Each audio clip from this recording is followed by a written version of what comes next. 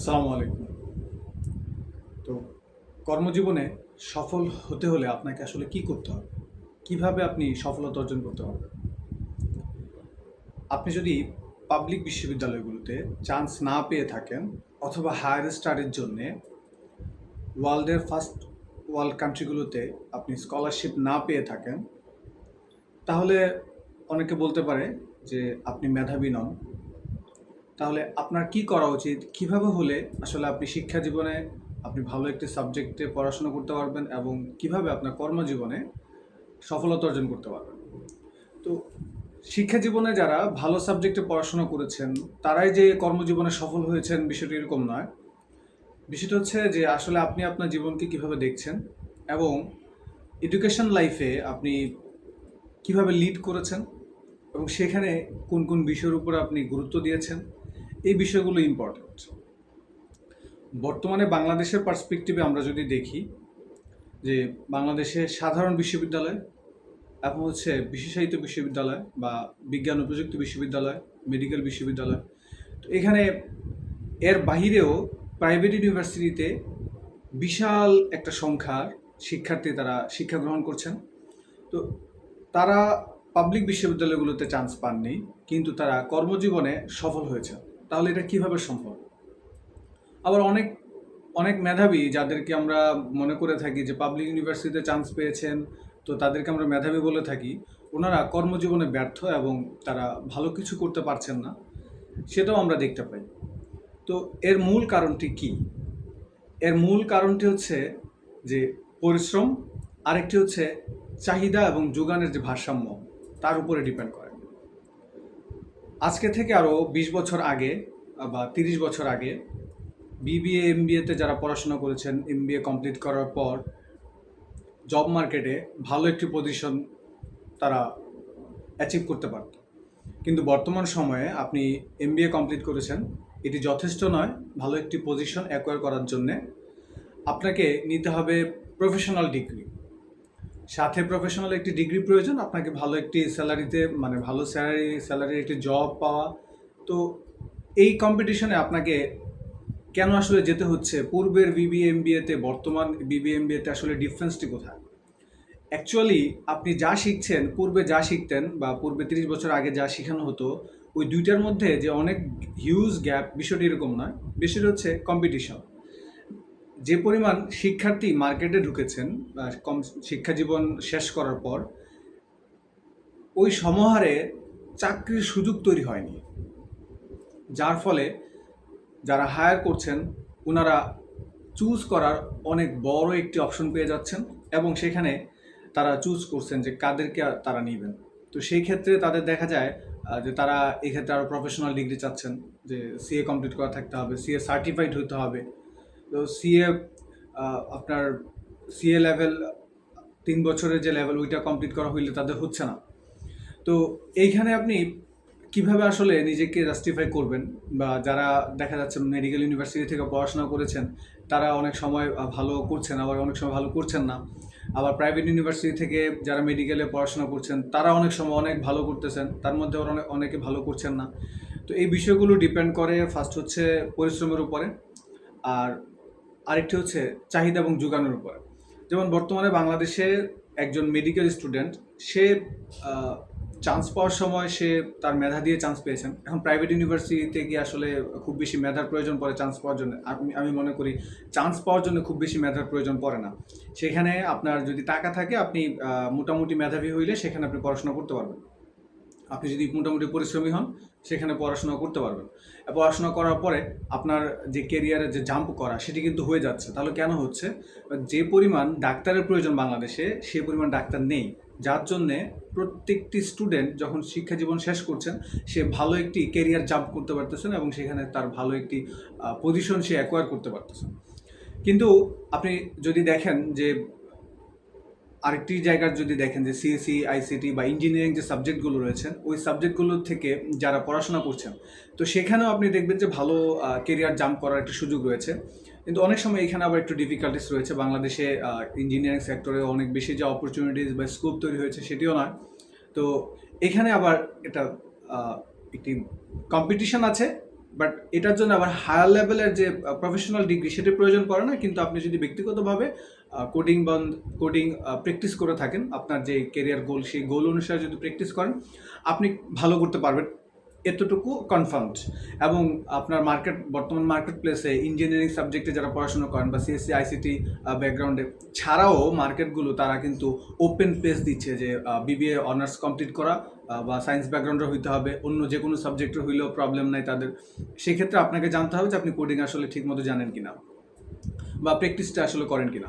তো এই প্র্যাকটিসটা তাদের জন্য ইম্পর্ট্যান্ট এবং আপনি জানেন কিনা সেটা ইম্পর্ট্যান্ট। কিন্তু অনেক জায়গায় দেখা যাচ্ছে যে কম্পিটিশন এত বেশি যে আপনাকে সেখানে শুধু আপনি জানেন কিনা সেটার উপরে মানে জাস্টিফাই করা হচ্ছে না, আপনাকে করা হচ্ছে কম্পিটিশন, যোগান এবং চাহিদার যে ভারসাম্য, এই ভারসাম্যহীনতার কারণে দেখা যাচ্ছে আপনার বিবিএ এমবিএ দুইটা কমপ্লিট, ওকে, এটা আসলে তাদের কাছে ম্যাটার করে না। তাদের কাছে এর থেকে ভালো তার ভালো অ্যাপ্লিকেন্ট আছে যারা সিএ ফার্ম থেকে অলরেডি 3 বছরের যে একটি ইন্টার্নশিপ সিএ ফার্ম থেকে করা সেটি তারা কমপ্লিট করেছেন।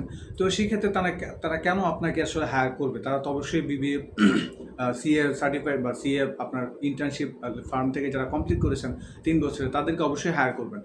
তো এই বিষয়গুলোকে ফোকাস রেখে আমার আজকের মোটিভ হচ্ছে যে গার্জিয়ানদেরকে বলা এবং হচ্ছে স্টুডেন্টদেরকে বলা যারা মনে করছেন যে আসলে এই সাবজেক্টটা কঠিন, আমি পারবো না। বিষয়টা এরকম না। আপনার সায়েন্সের যে সাবজেক্টগুলো আছে এটাকে আসলে অনেক কঠিন না। আপনি পড়াশোনা করেন, আপনি পারবেন। আর পড়াশোনা না করে, আপনি পরিশ্রম না করে যদি জীবনে আসলে কিছু করতে চান, এটা আসলে কোথাও সম্ভব না। তো এই যে ভারসাম্যহীনতার যে চিন্তা ভাবনা গার্জিয়ানদের মধ্যে রয়েছেন যে সায়েন্স অনেক কঠিন সাবজেক্ট, বিজ্ঞান এই বিষয়গুলো অনেক কঠিন, আমার ছেলে মেয়ে পারবে না, আমি তাদেরকে কমার্সে দিয়ে দিই। কমার্সেও কি সে আসলে পারবে? আপনি তো তার জীবন ধ্বংস করছেন। আপনি তাকে দিচ্ছেন কমার্সে, সে ওইখানে পড়াশোনা করছে, চাহিদা যোগানের ভারসাম্যহীনতার কারণে সে মার্কেট প্লেসে ভালো জব পাচ্ছে না। তো এর প্রভাব কার উপরে পড়বে? লং টার্ম কেরিয়ারে কিন্তু যে শিক্ষার্থী তার উপরে পড়ছে। তো আপনার সন্তানকে আপনি চেষ্টা করুন টেকনিক্যাল নলেজ গ্যাদার করতে পারবে এরকম সাবজেক্টগুলোতে পড়াশোনা করা। বর্তমানে বাংলাদেশে বিবিএ এমবিএ স্টুডেন্টের আর প্রয়োজন নেই।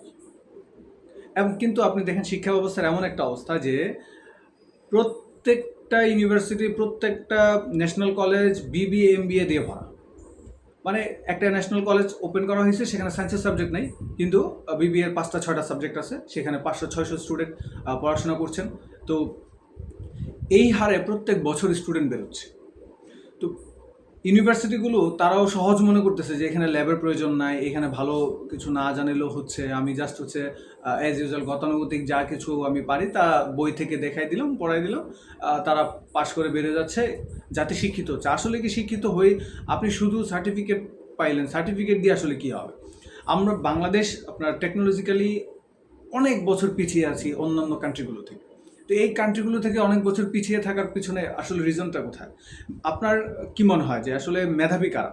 আপনি মনে করছেন যে মেধাবীরাই বিজ্ঞান সাবজেক্টগুলোতে পড়বে, তো সাবজেক্টই তো সংকীর্ণ হয়ে আছে। তো এই চিন্তা ভাবনা থেকে তো অনেকের ভয়ের কারণেই যাচ্ছে না। তো আপনি এই ভয় সমাজের মধ্যে তৈরি হয়েছে যে তারা পড়াশোনা ওইখানে সায়েন্সে পড়াশোনা করলে পারবে না। এটা কঠিন কিছু না, আপনি পরিশ্রম করেন, আপনি পারবেন। এবং এর কারণে কি হচ্ছে যে আমরা বিশ্বে যে আগানোর একটা সুযোগ ছিল, আমাদের এত জনসংখ্যা, আমরা যে জনশক্তিতে রূপান্তর করতে পারতাম, সেটা এখন একটি জনদুর্ভোগে রূপান্তরিত হয়েছে। তো এই রূপান্তরিত করার পিছনে কারা আসলে দায়ী? আমাদের শিক্ষা ব্যবস্থা দায়ী এবং আমাদের যে অপরচুনিটিজের অভাব সেটা দায়ী। আপনি পাবলিক বিশ্ববিদ্যালয় বলেন, প্রাইভেট ইউনিভার্সিটি বলেন, বা হচ্ছে আপনি বেসরকারি আপনি হচ্ছে সরকারি কলেজগুলোর কথা বলেন, কেন আপনাকে কমার্সের সাবজেক্ট এত পরিমাণে রাখা লাগবে, এত পরিমাণে সিট রাখা লাগবে? আপনি সংকীর্ণ করে দেন, এটাকে ছোট করে নিয়ে আসেন এবং তাদেরকে স্কুলে আপনি কমার্সের সিট সংখ্যা কমায় দেন, সেখানে কমান। সেখান থেকে যেন স্টুডেন্ট বের হয়ে এমন না হয় যে এখন সে কমার্সে পড়াশোনা করছে, সায়েন্সে যেতে পারবে না, এখন তো তার জন্য কঠিন হয়ে যাচ্ছে, যে আগেরগুলো সে পারে না। তো আপনি ওইখানে এটাকে সংকীর্ণ করে নিয়ে আসেন, যেহেতু এই পরিমাণ স্টুডেন্ট তো আপনার মার্কেটে প্রয়োজন নাই। আপনার তো দরকার টেকনিক্যাল নলেজ গ্যাদার করতে পারবে, বা যাদের মেধা আছে, যারা টেকনিক্যাল নলেজ নিয়ে আপনাকে আগেইতে হবে। তো বিশ্ব যখন আপনার টেকনোলজিক্যালি ফার্স্ট মুভ করছে, সেক্ষেত্রে আমরা এত পিছনে পড়ে আছি যে আমরা সামান্য কিছু জিনিস নিয়েও আমরা আসলে কাজ করে কমপ্লিট করতে পারতেছি না। তো এই না করার পিছনে আসলে কারা দায়ী? তো এইটা হচ্ছে একটা রিজন। আরেকটা হচ্ছে যে আপনি বর্তমান বাংলাদেশের দিকে যদি তাকান, যে কারা তাদের প্রফেশনাল লেভেলে বা কেরিয়ারে কারা সব থেকে বেশি স্যাটিসফাইড এবং হচ্ছে কারা কেরিয়ারে খুব ভালো জাম্প করতেছে, খুব ভালো আর্ন করতেছে এবং ভালো পজিশন অ্যাকোয়ার করতেছে, অ্যাচিভ করতেছে, কীভাবে সম্ভব, কারা করতেছে? এরা হচ্ছে সব টেকনিক্যাল বেজ নলেজ যারা গ্যাদার করেছেন তারাই করছে। এখন কেন আসলে এই পজিশনটা চলে আসছে? এখন এইটা আপনি দেখেন বিবিএমবিএতে আপনি যে পড়াশোনা করেছেন প্রথম ইন্টারে 9-10 এবং ইন্টারে, এই পড়াশোনাটাই আপনাকে অনার্সে রিপিট মানে আপনি যখন বিশ্ববিদ্যালয়ে ভর্তি হয়েছেন এটা রিপিটেড হচ্ছে, রিপিটেডলি আপনাকে একই জিনিস পড়ানো হচ্ছে। আপনি কেন আপনার রিপিটেডলি একই জিনিস পড়তে হবে? আপনি সায়েন্সের পড়াশোনাগুলো বিজ্ঞান নিয়ে আপনি পড়াশোনা করেন, করার পর আপনার একটা সময় যদি আপনার বিবিএ নলেজের বা কমার্সের যদি নলেজ প্রয়োজন পড়ে, আপনি 1 বছরের একটা কোর্স রাখেন, অথবা হচ্ছে যে কোনো একটা কোর্স পার্শিয়ালি রাখেন যেটার মাধ্যমে সে তার ওই জ্ঞানটা অর্জন করতে পারবে। তাহলে তো আপনাকে এখানে স্পেসিফাই করে আলাদা করার প্রয়োজন পড়ছে না। আপনি বাংলাদেশের জনসংখ্যাকে জনশক্তিতে রূপান্তরিত করতে হলে আপনাকে রাখতে হবে যেন প্রত্যেকটা স্টুডেন্ট তার যেন এটা একটা লিমিটেশন না হয় যে আমি স্কুলে থাকাকালীন সময় বুঝতে পারিনি আমি অমুক জায়গায় আমি কমার্সে ছিলাম বা আর্টসে ছিলাম, এখন তো আমি আর সায়েন্সের সাবজেক্টে যাইতে পারবো না। না, আপনি এটাকে টোটালি একটা করে দেন এবং এইখান থেকে ইন্টার কমপ্লিট হওয়ার পর স্টুডেন্টরা ডিসাইড করবে যে তারা কোন সাবজেক্ট নিয়ে পড়াশোনা করবে, এটা তখন তারা ডিসাইড করবে। তাদের ডিসিশন নেওয়ার বয়স যেটা সেটা ইন্টারের পরে যখন 17-18 বছর বয়স হবে তখন তারা সেটা নেবে, তারা তখন চুজ করবে। কিন্তু আপনি তাকে দেখারই সুযোগ দিলেন না, আপনি তাকে ভর্তি করা দিলেন আর্টসে। কেন? সে পড়াশোনা কম করে, সে একটা সময় পড়াশোনা করতে পারে না এরকম তো না, সে পড়াশোনা করবে। আপনি তাকে সুযোগ দেন, কিন্তু আপনি যদি তাকে প্রথমেই একটি গণ্ডির ভিতরে মানে বদ্ধ করে দেন তাহলে তো সে পরবর্তীতে আর নিজেকে জাজ করার যে সুযোগ সেই সুযোগটি পাচ্ছে না। এমন হইতে হবে যে সে প্রয়োজনে সে সায়েন্সে পড়বে অথবা আর্টসে পড়বে, কমার্সে পড়বে, সব সাবজেক্টেই যেখান থেকে তার পড়ার সুযোগ আছে সে পড়বে। কিন্তু ইন্টার পরে সে সাবজেক্ট চুজ করার ক্ষেত্রে তার স্বাধীনতা থাকবে এবং তার এলিজিবিলিটি টেস্ট হবে। সে যদি এলিজিবল হয় সে কন্টিনিউ করবে, সে সিএসসিতে পড়বে, আইসিটিতে পড়বে। তাহলে আপনি প্রথম দিকে কেন আর্টস কমার্স সায়েন্স এই ভাগ করে দিয়ে কঠিন সাবজেক্টগুলো আপনি বলতেছেন যেটা সায়েন্সে আছে, মাঝারি টাইপের এটা বিবিএ এমবিএতে কমার্সের সাবজেক্টটা রয়েছে, বিজনেস স্টাডিজে আপনি বলতেছেন যে আর্টস একদম সহজ, আপনি এখন আর্টসের স্টুডেন্টদেরকে কমার্সে আসার সুযোগ দিচ্ছেন কম এবং কমার্স এবং আর্টসকে সায়েন্সে যাওয়ার সুযোগই দিচ্ছেন, কিন্তু সায়েন্সকে আবার কমার্সে আর্টসে আসার সুযোগ দিচ্ছেন। তাহলে আপনি স্কুল এবং হচ্ছে স্কুল শাখাকে এবং ইন্টারের যে শাখা পুরোটাকে আপনি একটা করে দেন যে এটা সবাই সায়েন্সে থাকবে, এর পরবর্তীতে তারা যে কোনো পজিশনে যেতে চায় তারা যাবে। তাহলে তো আপনার বিজনেস স্টাডিজ দেন হচ্ছে আপনার আর্টস বা এইসব সাবজেক্টের তো প্রয়োজন নেই। এইগুলো করার কারণে আপনার কি হয়েছে যে এখন মার্কেটে আপনি যে তারা যেই জনশক্তি একটা সময় বুঝার পরে তারা চিন্তা করার সুযোগটা পেত যে আমি এখন এই সাবজেক্টগুলো নিয়ে পড়বো, এটা নিয়ে ভালো করব, ওই জায়গাটা থেকে কিন্তু তারা ছিটকে গেছে এবং তারা এই জায়গাটাতে কাজ করার সুযোগই পাচ্ছে না। কারণ তাদের এটা একটা লিমিটেশন হয়ে দাঁড়িয়েছে যে তারা অনার্সে ইন্টারে বা তারা হচ্ছে স্কুল লাইফে তারা সায়েন্স কমার্সে ছিল, বিজনেস স্টাডিজ নিয়ে পড়াশোনা করেছে বা আর্টসে ছিল, এখন তারা তাহলে এই বিশাল একটা সংখ্যাকে আপনি তো বাদ দিয়ে দিচ্ছেন, তাদের মেধা যাচাইয়ের যে সুযোগ সেটাও কিন্তু আপনি করছেন না। তো সবার প্রতি আমার আহ্বান থাকবে এটি যে আপনার সন্তানকে আপনি মেধা যাচাইয়ের জন্যে একটি ট্র্যাকের মধ্যে রাখবেন যেখান থেকে পরবর্তীতে সে ডিসিশন নেবে যে সে আসলে সায়েন্সে থাকবে, সে কমার্সে যাবে, সে আর্টসে যাবে, এটা তার উপরে ছেড়ে দিবেন। সে তার এলিজিবিলিটি অনুসারে সে ভাগ হবে। এবং বাংলাদেশের শিক্ষা ব্যবস্থার যারা এখন নীতি নির্ধারক তাদের প্রতিও আমার আহ্বান থাকবে যে আপনি বা আপনারা প্রতিষ্ঠানগুলোতে এমন একটি অবস্থানে তৈরি করুন যেখান থেকে প্রাইমারিলি প্রত্যেকটা স্টুডেন্ট সবগুলো বিষয় শিখবে এবং সে শিখার পরে ওই জায়গা থেকে তার এলিজিবিলিটি এবং হচ্ছে তার যোগ্যতা অনুসারে সে তার সাবজেক্ট অথবা তার চয়েস অনুসারে সে তার সাবজেক্ট ডিফাইন করবে যে আমি এই সাবজেক্টে পড়াশোনা করব, আমি এটা তো পড়তে চাই। কিন্তু আপনি তাকে এই জায়গাতে যাওয়ার আগে যদি তাকে আটকে দেন, তাকে একটু গণ্ডির ভিতরে বদ্ধ করে রাখেন, তাহলে কিন্তু সে আর ওই সুযোগটি পাচ্ছে না। তো এটি যেমন একটি প্রত্যেকটা স্টুডেন্টের জন্য একটি বেদনাদায়ক, যেমন হচ্ছে যারা কমার্সে পড়েছেন বা যারা আর্টসে পড়েছেন তারা চিন্তা করছেন ওকে আমি তো আমার তো এই সাবজেক্টটা ভালো লাগে, আমি তো এটাই এখন পড়তে পারবো না, এই জায়গাতে সে ছিটকে পড়ছে। আপনি তাকে বাদ দিয়ে কিন্তু এখন আপনাকে চিন্তা করতে হচ্ছে কেন আপনি সে আসলে ওই সুযোগটি রাখবেন। আমার মনে হচ্ছে যে নীতি নির্ধারক যারা আছেন আপনাদের এই বিষয়ে ভাবা উচিত যে কিভাবে হলে বাংলাদেশের বর্তমান প্রেক্ষাপট থেকে আপনি তাদেরকে তাদের একটি ম্যাচিউর এজ পর্যন্ত তাদেরকে কম্বাইন্ড অল সাবজেক্ট পড়ানোর পর ওই সব after completing inter then he should decide that যে সে কোথায় যাবে, কি করবে। এই ডিসিশনটুকু নেওয়ার সময়টুকু পর্যন্ত তাকে আপনি কোনো গণ্ডির ভিতরে বাঁধবেন না এবং তাকে ফ্রিলি মুভ করতে দিন। সে যদি সায়েন্সে পড়াশোনা করে যদি সে সায়েন্স এবং কম্বাইন্ড অল সাবজেক্ট নিয়ে আমাদের স্টুডেন্টরা যদি পড়াশোনা করে, আমি ধরে নিলাম যে একটা স্টুডেন্ট খুবই বাজে, মানে তার মেধা খুবই কম, সে পরিশ্রম করতে চায় না, তাহলে কি হবে যে সে ইন্টার পাস করার পরে ঝরে যাবে, তাই তো? বা ইন্টার পাস সে করতে পারবে না। যদি সে করতে না পারে, সে একবার ফেল করলো, তারপরে যদি সে তার মধ্যে ওই স্পৃহা থাকে, তাহলে সে আবার প্রিপারেশন নেবে, আবার পড়াশোনা করবে, সে আবার পরীক্ষা দিবে। যদি ওই স্পৃহা না থাকে, যাদের থাকবে তারা দিবে, যাদের থাকবে না সে আবার ছেড়ে দিলে, তাহলে সে এখান থেকে ছেড়ে দিয়ে সে অন্য কিছু করবে। তাহলে তার এখানে আপনার জাজ করার কিছু নাই। এখানে কিন্তু তার মানে এই না যে আপনি শুধু মানে একজন স্টুডেন্ট সে পারবে না বলে আপনি তাকে সার্টিফিকেটের জন্য আরেকটা লাইনে ধরাই দিলেন। এখন এই সার্টিফিকেটের লাইনের মধ্যে তো অনেকেই পড়ে যাচ্ছে, যাদের কিন্তু আপনি জানেনও না যে তার ওই স্পৃহাটা আছে কি নাই। তাহলে আপনি কেন শুধু একটা স্টুডেন্ট যে পারবে না তাকে ধরে রেখে বাকি সবাইকে আপনি একটা গণ্ডির মধ্যে আটকে দিচ্ছেন? এই গণ্ডিকে ভাঙতে হবে, এবং এটা ভাঙা বর্তমান সময়ের জন্য খুবই গুরুত্বপূর্ণ। শুধু আমি একা নই, এবং শুধু আমার লাইফকে নিয়ে যে আমি আসলে বলছি বিষয়টা এরকম না।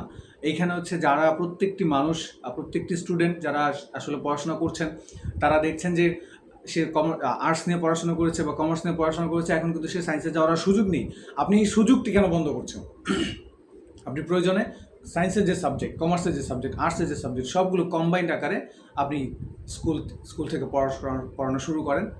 স্কুল, ইন্টার, সব জায়গায় এসে পড়বে। ইন্টারের পরে সে সাবজেক্ট ডিফাইন করবে, সে কোন সাবজেক্টে পড়াশোনা করবে, সে কোন সাবজেক্টে স্পেশালাইজড হবে, এটা সে তখন ডিফাইন করবে। কিন্তু এর আগে আপনি ডিফাইন করে দিতে পারেন না।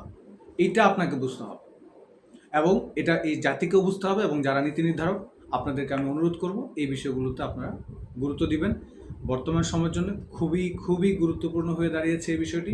এবং আপনাদের, যেহেতু আপনারা নীতি নির্ধারক, আপনাদের এগিয়ে আসাতেই আসলে সম্ভব চাহিদা এবং যোগানের ভারসাম্য রক্ষা করা, এবং ফার্স্ট ওয়ার্ল্ড কান্ট্রিগুলোর সাথে তাল মিলিয়ে চলার জন্য যে পরিমাণ জনশক্তি আমাদের আছে, এবং এটা যদি আমরা শক্তিতে রূপান্তর করতে পারি, তাহলে আমরা ফার্স্ট ওয়ার্ল্ড কান্ট্রিগুলোর সাথে তাল মিলাতে আমাদের খুব বেশি সময় লাগবে না, এটা আমি মনে করি। ধন্যবাদ সবাইকে। আসসালামু আলাইকুম।